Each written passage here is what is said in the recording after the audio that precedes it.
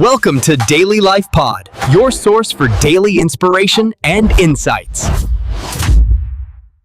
Welcome to the deep dive. This is where we tear through the source material, pull out the most important bits, and really just give you that shortcut to being well-informed. Today we're unpacking a book that, it became a global phenomenon, really because of its title, Mark Manson's The Subtle Art of Not Giving a Feck. That title is definitely provocative. It really grabs you. It does, and people often assume it's about, apathy or just not caring about anything. But our mission today is to show you it's kind of the opposite. We're drilling down into the core philosophical ideas. Things like prioritization, accepting adversity. Exactly, and defining what you truly value. And we've got a really interesting set of sources to work with. We do. On one hand, we have reviews praising the book's, quote, tough love, saying it's genuinely useful. But then, on the other hand, we have sources that are, they're highly critical. They point to what they see as some pretty deep underlying biases and some really controversial examples in the book. So we have to navigate that. I think the central question for this whole deep dive is, what is the key to a good life? And Manson's first big insight is that the constant frantic pursuit of happiness.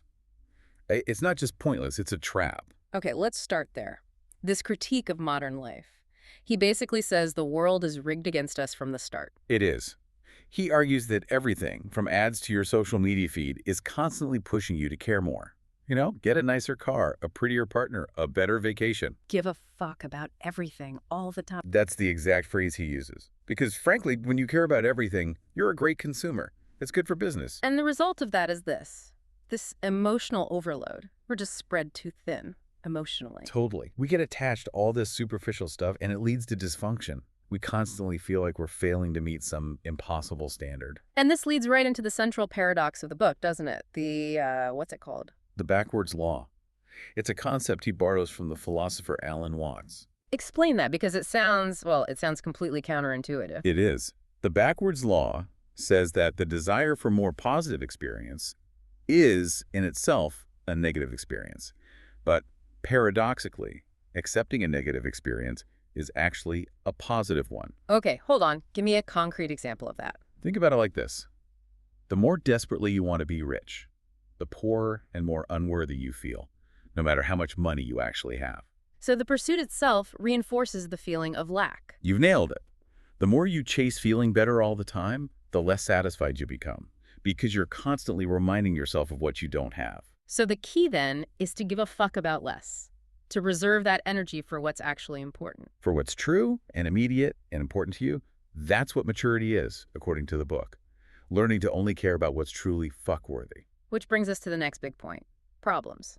Because even if you care about less, life is still full of them. Right. And he argues that we shouldn't even try to avoid them. In fact, he pushes back hard against that whole positive thinking movement. He says that sometimes life just sucks, and the healthiest thing to do is just admit it. Yes. Denying negativity, trying to suppress it, that's just a form of avoidance.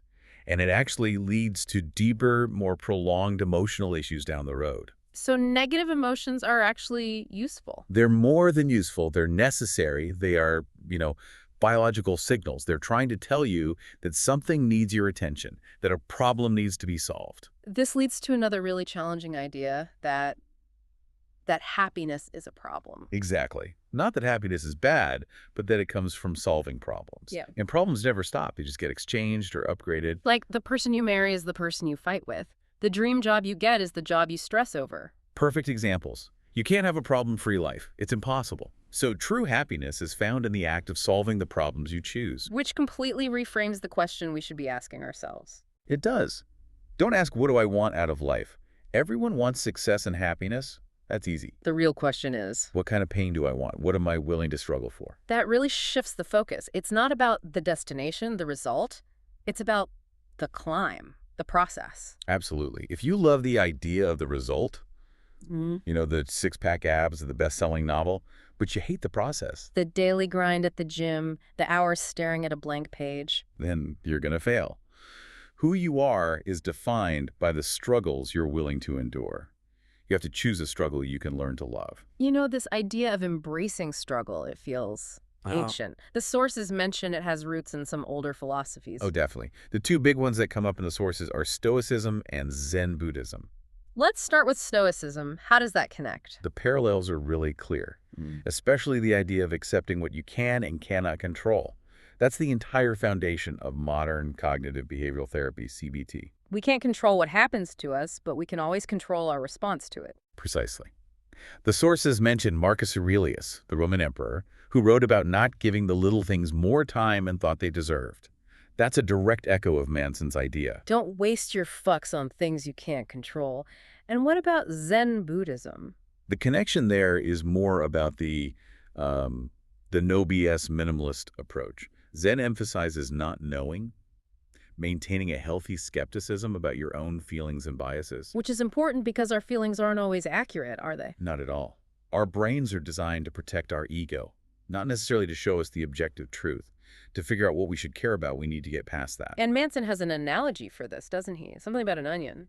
He does, the self-awareness onion. You have to peel back the layers to get to the core of who you are. Okay, walk us through the layers. Layer 1 is just basic emotional understanding. What makes me happy, what makes me sad. Simple enough. Layer 2 is asking why. Why does this thing make me feel successful? Or why does that feel like a failure? This starts to reveal your internal metrics, your standards. And the third layer, the core of the onion. That's where you find your underlying personal values. These are the standards by which you're judging yourself and everything else. And this is the most important part, because your values determine the kind of problems you have. And good values lead to good problems. Bad values lead to bad problems. Exactly. And the quality of your life is determined by the quality of your problem. This gives us a great framework. But what if you're just stuck, procrastinating, feeling that resistance? Is there a practical tool for that? There is. It's called the do something principle, and it flips conventional wisdom on its head. Most people think you need motivation to take action. Right. They wait for inspiration to strike. Manson argues it's the other way around.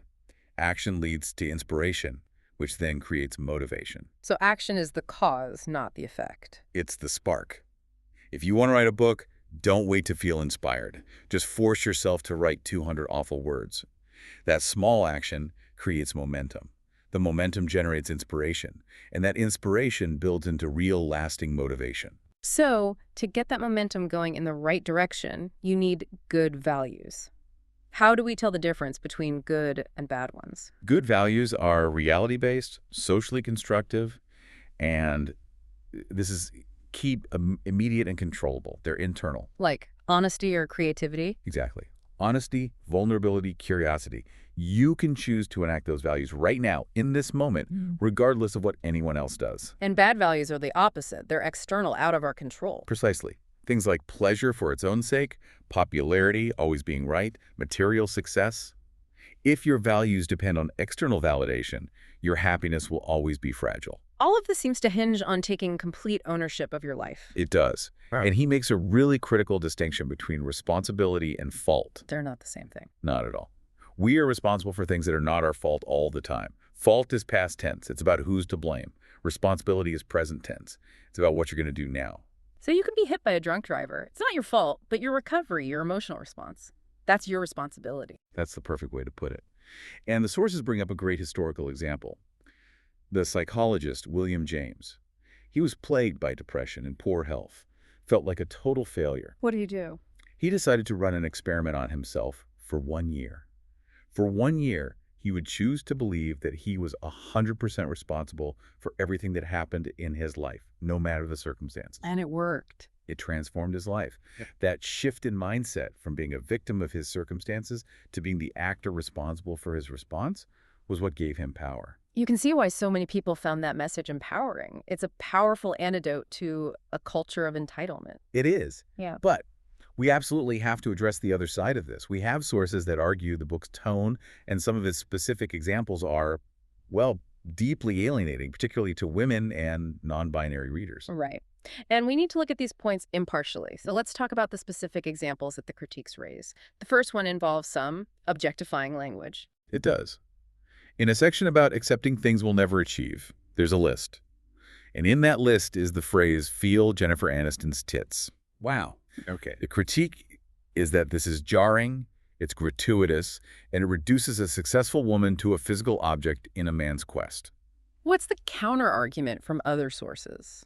The counter is that it was part of a rapid-fire list of, over-the-top superficial goals like curing cancer or owning a private jet, and that it was just a perhaps poorly chosen cultural reference to make a point about accepting limitations. Okay. Then there's an even more complex issue involving the analysis of a false memory case. This one generated a lot of pushback. It's about a woman named Meredith Moran, who had a false memory of abuse implanted by a therapist. The critique focuses on how Manson analyzes her situation. How so? The critique argues that he seems to blame her for being susceptible to this, linking it to her identity as a radical feminist and her choice to enter a lesbian relationship. Essentially, that he misplaces the blame from the therapist onto the victim's personal life and politics. Which is a very serious accusation of patriarchal thinking. A very serious one. The counterargument you see in other commentary is that the broader point of the chapter was about the unreliability of memory in general for everyone, and that the details about her personal life were presented as context, not as the cause. So it's about whether those details were presented as causal or just correlational. Exactly. And I think these two controversies really highlight the book's double-edged sword. Its whole philosophy is about prioritizing your values. So what one reader sees as blunt, necessary truth. Another reader sees as a hurtful, exclusionary bias. And that tension is right at the heart of the book's reception. But if we boil it all down, the core teaching is consistent.